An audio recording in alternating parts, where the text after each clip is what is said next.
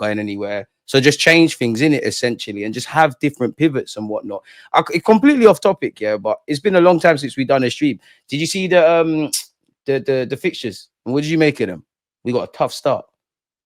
Unbelievably tough start. First 6-10 games dark, man. Unbelievably tough start. And that should wake the board and ownership up even more now, because we need to be ready. We can't be struggling to get our striker and winger still by the 6th or 7th game. Like, we need to be, that window needs to shut, and we need to be like, we're not rushing around. We've done our business. We're 6 games in, or whatever it is by that point, 5 games in. I need to see by the start of August what's going to be lined up against Manchester United. Now, it's the toughest start you can have. I know a lot of people laugh at United, and they are dusty as hell at the moment, but they ain't an easy place to go to, Old Trafford. It never has been. As well. Yeah, for us, the history, the rivalry, it's never easy. We drew there last year. We only just about beat them 1-0 the season before. And before that, it was a long time that we actually comfortably won there. So I've got to be honest, I am a little bit nervy. Leeds, got to beat them. Be tough, but they're going to. That's the games we fuck up in. You know, it wouldn't surprise me if we do all right. Probably, probably. We do nonsense. Probably draw to them and win the others. Yeah, that's the way we play, right? But we can't do that. We got to beat them. We got to beat Forest. Yeah, got to beat Manchester City, and then obviously we've got Anfield, St James Park, and Old Trafford in the first 6. Now it's horrendous, but do you know what's good? Once they're done, they're done. Exactly. You rather at the start than the end. I actually think, I don't know what you think about this, right? I don't mind the fixtures after the first 6. Like, I think some people are looking at it going, oh, we've got so-and-so then, and we've got so... It's a conspiracy, man. Like, we have to play these teams all twice. Everyone plays each other twice, Everyone plays each other twice. So when people say, have you seen we got Tottenham and Chelsea next to each other? We are going to. Like, mathematically, we're going to have a Newcastle and Chelsea, or a Aston Villa and Spurs, or a Manchester United and Liverpool next to each other, because there's 20 teams that are all very good in this league now. Yeah. And everyone waffles about our top 6 records. So these games shouldn't be an issue. It's the Leeds and these kind of ones where we fucked up, essentially. So if we're unbeaten against the top 6 in the last year, whatever the hell it is, then great. No problem. What are we moaning about then? So for me, I personally believe that we had a hard start the season just gone. If you remember, we had Wolves and Brighton to start, but actually after that, we had Villa, City, and Spurs all away. Yeah, and then we went across that with the Champions League games. You had Atlanta and Inter Milan, and I think we had Inter Milan, Newcastle, Chelsea at one stage as well. So when you look at this now, you're going to get that. We are going to get it. It's going to be difficult. I think we've been fairly lucky with how the Champions League draws fit into it. From what I can work out, I don't think it's anything horrific. Of course, unless you might get Real Madrid and Man City, and we're playing Real Madrid again, man. Right? It might happen. Yeah? It might happen. But for me, I personally believe that after this 6, I think they plateau out a bit, and I think the fixtures are just going to be as we expect. I do think it's a tough start, though. It's a horrific start, in fact. Like, if you was to have those exact same fixtures, but you have Manchester United at home, Newcastle at home, and Liverpool at home first, and you go away to City, Leeds, and Forest, I think that's still difficult, but that even makes it a bit easier. It has literally been incredibly hard. I think the 3 hardest grounds to go to are Newcastle, Liverpool, and Manchester United. And I'll throw Manchester City into there. We've got to go to 3 of those 4 in the first 6. So come on, man. It's tough. It's tough. I'm with you with that, and with me as well. Like, I know people harp on a lot about preseason, and you can't overrate preseason. You get players in early, you do tactics and all that jazz, right? But realistically, you don't just go off for a couple of these clubs don't just go off for a couple of weeks. Everyone's fit, everyone understands the tactics, everyone's fit and firing to go. It takes about 10 plus. But when you get to the 10-game mark in the Premier League, that's when everybody starts to filter out, and you start to see what everyone's kind of on. So I think it's a level playing field. When I look beyond how good City or the threat City and Liverpool and these guys are, everybody's still getting into the groove of things. So, and kind of what you said earlier, like with the fixture, you said it like briefly, it tells the club we need to get a move on, we need to move fast, or we need to move sharp. Now, I don't know how they feel internally. God bless you, my guy. I don't know how they feel internally, but externally, there's a lot of pressure. I actually feel sorry for, even if you go and get Gyökeres and Rodrygo and all the new signings, because you're not going to have time to settle. Fans are impatient. We want to deliver now. And there's obviously pressure on Mikel Arteta.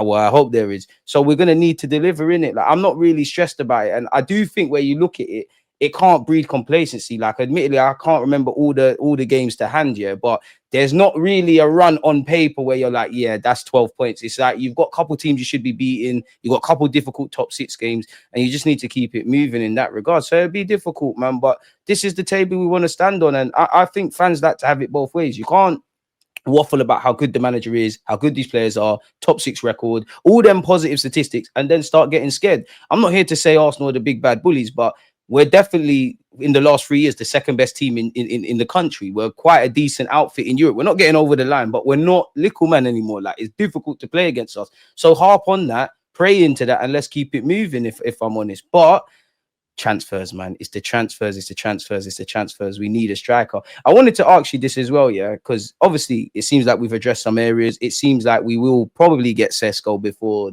pre-season starts. Do you think the left wing position is one that will drag on into the season, especially if it's a Rodrygo? Yeah, man, I do. A couple of things before that. I still want in those first 6 fixtures 14 to 16 points, by the way. Oh, 1,000,000%. Like that's a minimum for me. I'm not having anything below 14 points in the first 6 games. That ain't, well, we're going for a title, aren't we? So that's what we got. I'm not having this. Oh, well, them 6 are hard. Just get a couple of wins and then let's just no. Every game the cup final now, mate. Yeah, every game you go into, we've got to be getting at least a bare minimum of 3 points, unless you come up against the Liverpool and the City, which I'd say, yeah, fair play. Drop some points there. You're not going to cry about it because they're quality sides, right? The others got to be winning. Igal's in the chat, bigging up the window already, bless him. Arsenal finally cooking. Big up Igal, man. His tweets were killing me, man. He's saying Arsenal are cooking and that. And then Aaron said it's salmonella. Arsenal are cooking. We just needed to wait. Like, we haven't signed anyone, bro. There's still no striker or winger coming through. No one's getting excited apart from you, Igal. Let's just calm. Anyway, big up to Aaron as well every time. Look, I've got to say, to answer your question, Igal's a legend, man. Look here, man. Arsenal finally cooking, guys. We just needed to wait. To answer your question, I think we are going to be waiting for the left winger one for a while. We're going to be asking for a left winger for a while. And the reason is, I think we know it's going to be one of Sesko or Gyökeres. I think it probably is going to end up being Sesko. I want Gyökeres, but I think it's probably going to end up being Sesko, right? No one's going to be massively happy with that. He started following us on social media and he unfollowed City, apparently. I know a girl would love that. Love for the super chat, Frank, by the way, man. This is just embarrassing, isn't it? He's following us. He's coming. It's mad. Apparently, Gyökeres was following London. Is he coming? Like, it's just mad. It's just mental. But look, I want Gyökeres. It's probably going to be Sesko because Arteta is obsessed with Sesko and Arteta gets what he wants, and that's why he needs to be sacked if it doesn't work.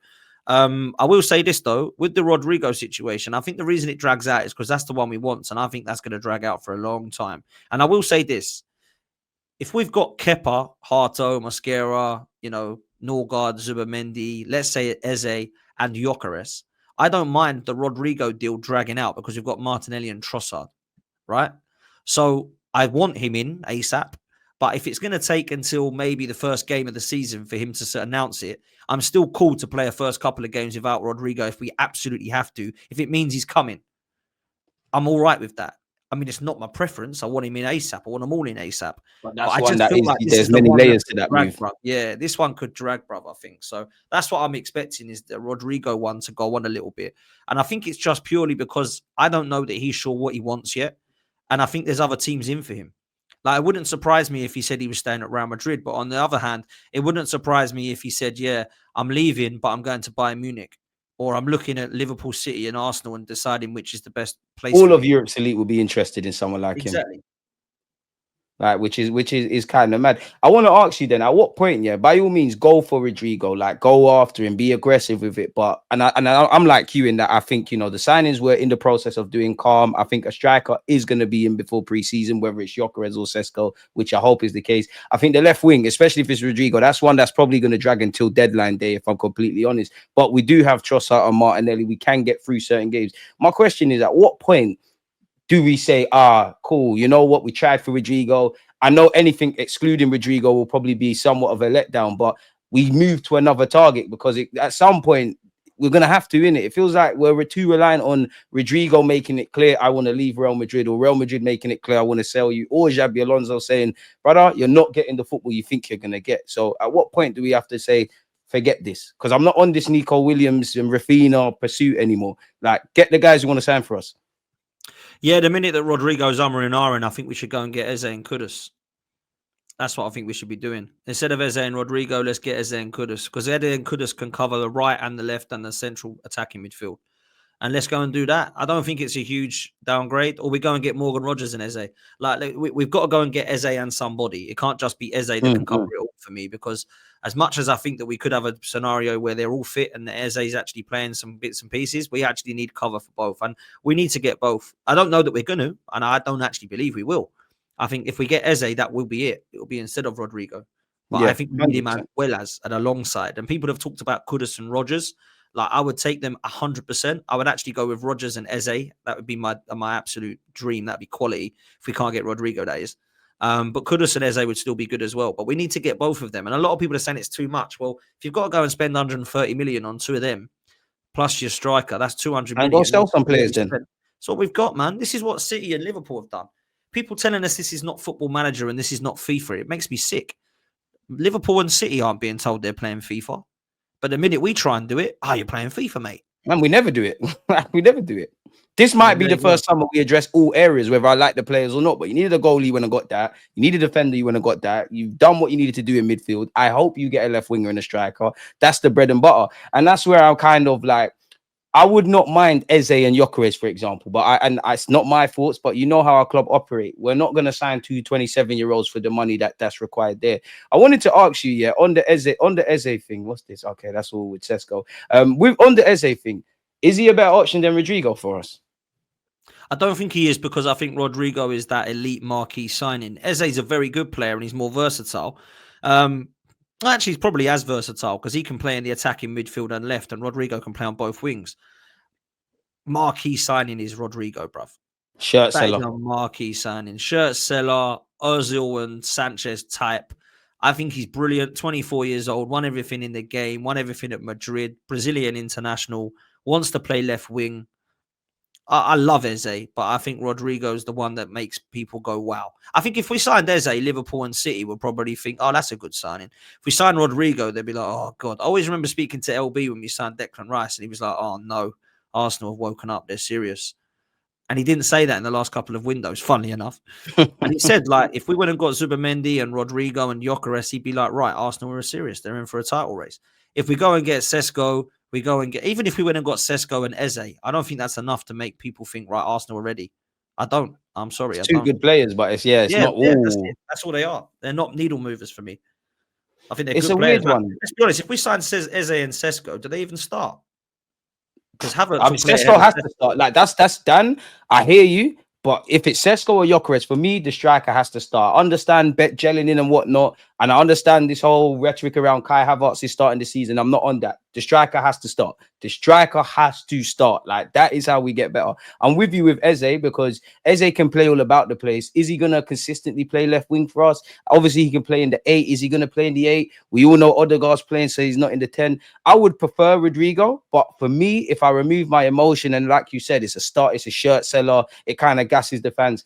I think we should probably just pour our attention to Eze, because I just feel with Rodrygo, there's too many layered parts. I don't think he truly in his heart wants to leave Real Madrid. I think Eze's got a release clause. There's rumors that, they're open to it in installments. He's obviously was a Haaland boy. He's Premier League proven. I think Rodrygo's the better player, but I just feel this is the angle to go to, because we chased Rafinha, where he was a more ongoing Chelsea and Barcelona than us. Nico Williams, we've been through that. We heard he wants high wages. The minute Barca's there, he's cutting his wages. I don't want to. You have to like the women that like you. He wants to sign for us. Let's just go with this. It feels like this is more feasible. By all means, try for Rodrygo. I'd love both of them, but I don't know, man. I just feel it's more tangible with the Eze thing, man.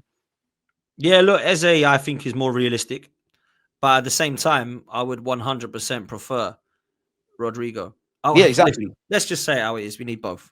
Let's just say how it is. We need both. Rodrygo starts on the left. Eze comes in when Odegaard and Saka need a rest. Or he plays on the left when Rodrygo is left. For me, that is what you need to do. Do we get both of them? I don't believe. I think it's going to be one or the other. I'm looking at it as both, but I don't think Arsenal are. I think they're looking at Eze as a backup option if Rodrygo don't come. And I think he's more realistic than Rodrygo. So that's how I think it will end, if I'm honest. I wish I could disagree, man. Hopefully the club can prove us wrong. My last question for you then, before I let you get out of here. What can we do in the transfer market to bridge the gap to Man City and Liverpool in terms of squad depth? Because according to me, we're finishing third next season. Well, we're the favourites to finish third. If you speak to people, I think everyone expects Man City to be back with Rodri and the signings they've made, and Liverpool don't like going anywhere with Florian Wirtz and co that have come into play. So I think when you look at what Arsenal have got to do, is they've got to try and spend money, believe it or not, and play FIFA and Football Manager, which is all apparently we do. They've got to go and spend between 250 and 300 million to catch up with them. And that means that they've got to get the players we linked within, and we've got to bring in Right. Eze, Rodrygo, and Gyökeres. Them three signings would get us catching up. Rodrygo, Eze, Gyökeres, get it done. They're not unrealistic targets. They're not impossible. They're not unaffordable. You got 70 million Gyökeres, 70 million Rodrygo, and then 670 million for Eze. Yeah, on average, it works out around that.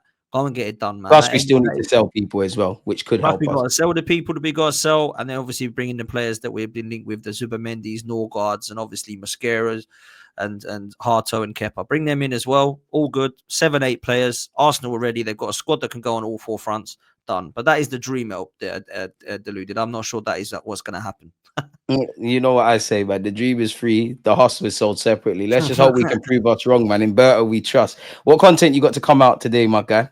Love, man. Dropped something this morning. Was on with Lee earlier as well. And I'm back at Big him 6 with the... This is London crew, 6 o'clock. We've got me, Lawless, Deji, and Don talking all things transfers. That'll be banter and debate as it always is. So, yeah, man, come and show me some love. Football's 12th, man. And big up to you, man.